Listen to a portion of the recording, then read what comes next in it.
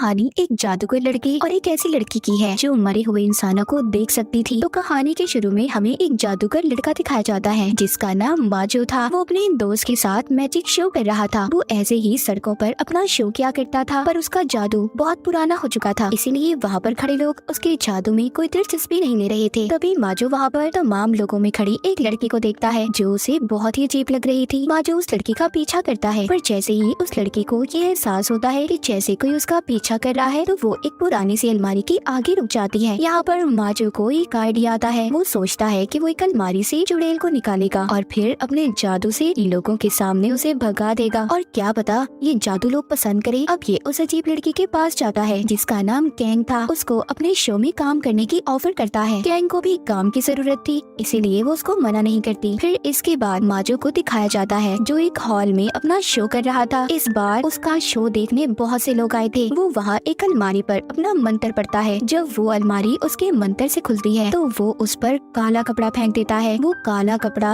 एक भूत का रूप लेकर हवा में उड़ने लगा था। माजो उस भूत से पूछता है तुम यहाँ पर क्या करने आए हो? वो कहता है अपनी मौत का बदला, यही लोगों के दरमियान में मेरा कातिल है। पर वहाँ पर शो देखने आए सभी लोग डर गए थे। अब वो भूत एक लड़की की तरफ इशारा करता है। जैसे ही उसकी तरफ इशारा करता है काले कपड़े वाला भूत उसे पकड़ लेता है। अब वो भूत तो गायब हो गया था, पर वो लड़की उस कपड़े में लिपट जाती है। माजो फिर एक कुल्हाड़ी लाकर मंत्र पढ़ता है और फिर उस पर मारता है। वो कपड़े में लिपटी लड़की नीचे गिर गई थी। वो अलमारी भी बंद हो जाती है। माजो जब उस कपड़े को हटाता है तो वहाँ पर कोई लड़की नहीं थी। फिर पीछे से माजो के साथी आकर अलमारी को कपड़े से ढक देते हैं। जब माजो वो कपड़ा हटाता है तो वहाँ पर अलमारी तो गायब हो गई थी, पर ऑडियंस में बैठी लड़की सही सलामत वापस आ जाती है। लोगों को माजो का ये शो बहुत अच्छा लगा था। शो खत्म होने के बाद कैंग को देखते हैं जिसने उस घोस्ट का रोल प्ले किया था, यानी कि जो भूत आपने काले कपड़े का देखा था वो कोई और नहीं, वो कैंग ही थी। और ये सब माजो का ही प्लान था। और तो और जो लोगों के दरमियान में लड़की बैठी थी वो भी इन्हीं की टीम की मेंबर थी और माजो की बहुत अच्छी दोस्त थी। अब काम खत्म हो गया था। कैंग वहाँ से जाने लगती है। माजो से रोक कर कहता है सुनो मेरी बात सुनो, हम लोग सब बाहर जा रहे हैं, क्या तुम हमारे साथ चलोगी? पर कैंग उसे मना कर देती है और घर चली जाती है। कैंग जब घर आती है तो अपनी मॉम से बात करती है। यहाँ पर हमें पता चलता है कि वो बिल्कुल अकेली रहती थी। आज उसका बर्थडे था। वो अकेली बैठकर केक खा रही थी। कैंग ने अपने घर में एक टेंट भी बनाया हुआ था जिसमें वो सोती थी, क्योंकि उसका घर बहुत बड़ा था और उसे अकेले ऐसे सोने से डर लगता था। कैंग जब टेंट में सोने जाती है तो उसे महसूस हो रहा था कि जैसे उसके टेंट की जिप कोई खोल रहा हो। वो अपने सामने दो बच्चों को देखती है जो मर चुके थे। जिसके बाद हम कैंग को सड़क के किनारे देखते हैं जहाँ पर उन्हीं दो बच्चों की मौत हुई थी। कैंग पुलिस को फोन करती है, कहती है कि एक आदमी बहुत नशे में था और उसने नशे में गाड़ी चलाते हुए इन बच्चों का एक्सीडेंट कर दिया, क्योंकि ये बात इसे उन्हीं दो बच्चों ने बताई थी जो मर चुके थे।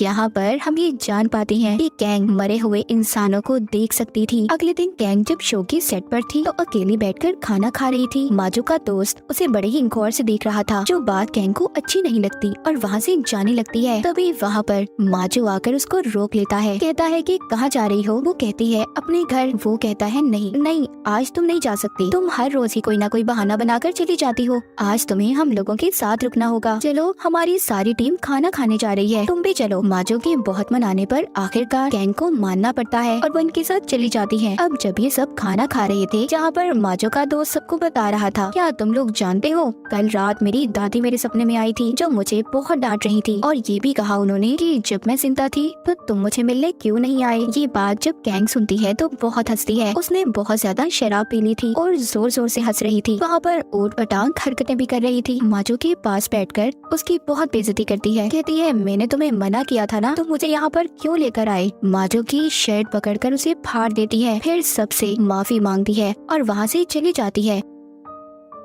उसकी टीम के सभी लोग उसकी ऐसी हरकत पर बहुत हैरान थे। अगले दिन दिखाया जाता है माजो की दोस्त कहीं पर जा रही थी। ये उसको एयरपोर्ट छोड़कर जब वापस आ रहा था तो इसको कैंग की कॉल आती है जो रात की बदतमीजी पर इसे माफी मांग रही थी। तभी बातों के दौरान कैंग को अपने घर में लगी पेंटिंग से चीखों की आवाज आती है। जब ये उस तरफ देखती है तो उसमें से एक आत्मा निकलकर इसे डरा रही थी। कैंग बेचारी डरी सहमी अपने घर में एक साइड पर बैठ जाती है। तभी कुछ देर के बाद इसके घर का दरवाजा बजता है। जब ये जाकर देखती है तो इसका बॉस माजो था, क्योंकि उसने फोन पर इसकी चीख की आवाज को सुन लिया था और इसीलिए इसकी खैरियत मालूम करने आया था। कैंग के घर में उसे खिलाने के लिए कुछ भी नहीं था सिवाय 2 दिन पुराने केक के। ये उसको अपने हिसाब से सजाकर उसके सामने पेश करती है। जब ये यहाँ से जाने लगता है तो सामने एक बच्चे को देखता है जो कोने में छुपा हुआ था। वो कैंग से जब उसका पूछता है तो वो बताती है कि ये बच्चा हमारे पड़ोस में रहता है और शायद छुपन छुपाई खेल रहा है। माजो कहता है आओ हम भी इसके साथ खेलते हैं, पर जब ये दोबारा से उसे वहाँ पर देखता है तो वो बच्चा गायब हो चुका था। फिर दोबारा से कोने में उसको वही बच्चा नजर आता है। ये कैंग को लेकर वहाँ पर छुप जाता है। जब ये बच्चे को डराता है तो वो डर कर बहुत तेजी से भाग जाता है। माजो भी चला गया था। इसके जाने के बाद कैंग अपनी दोस्त को फोन करती है, उन्हें बताती है कि तुम जानती हो मेरे बॉस मेरे घर आए थे। उधर माजो रात को जब अपने घर में सो रहा था तो कोई उसके बेड से गुजरता है जिससे उसकी आँख खुल जाती है। जब ये लाइट जलाकर देखता है तो इसके घर में वो ही बच्चा था जो इसने कैंग के घर में देखा था। जब ये खुद को शीशे में देखता है तो वो बच्चा इसके पीछे खड़ा था, जिसे देखकर ये बहुत ज्यादा डर जाता है और गिरता पड़ता घर से बाहर आकर कैंग को कॉल करता है, बताता है तुम्हारे पड़ोस में रहने वाला बच्चा मेरे घर पर है। कैंग शराब लेकर माजो के पास आती है और कहती है पहले इसे थोड़ा पी लो, फिर तुम्हें मेरी बात समझ आएगी कि मैं कहना क्या चाहती हूँ तुमसे। वो उसके कान में कहती है सुनो, मुझे मरे हुए इंसान नजर आते हैं, मैं मरे हुए लोगों को देख सकती हूँ और वो बच्चा शायद हमसे कुछ कहना चाहता है। अब ये दोनों दोबारा से घर के अंदर जाते हैं। वो बच्चा फिर से माजो के कंधे पर हाथ रखता है। जब कैंग उस बच्चे के हाथ पर अपना हाथ रखती है तो उसे एक विजन, एक ख्याल नजर आता है। जब ये उसे विजन वाली जगह पर जाते हैं जहाँ पर एक औरत का एक्सीडेंट हुआ था। उस औरत का बच्चा तो मर चुका था पर वो अभी भी जिंदा थी। माजो जल्दी से एम्बुलेंस को कॉल करता है। सुबह को आकर एम्बुलेंस बच्चे और उसकी माँ को ले जाती है। एम्बुलेंस के जाते ही वो बच्चा कैंग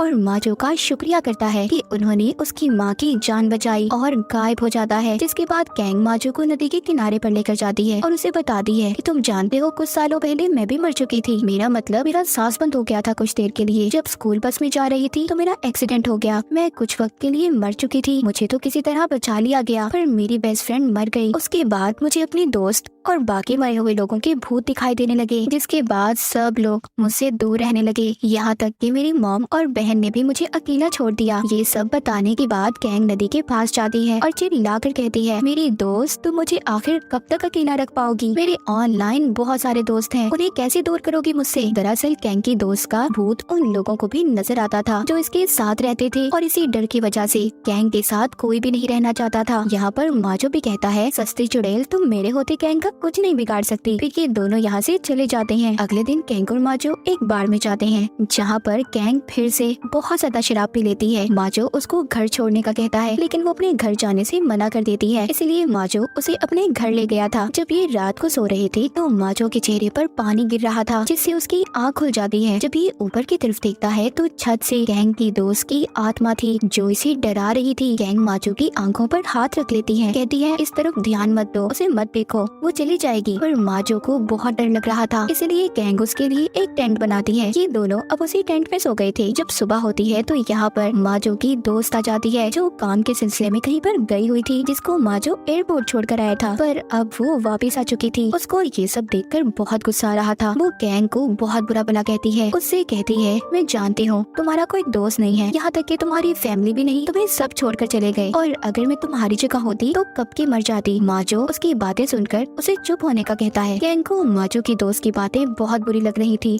वो रोते हुए चली जाती है।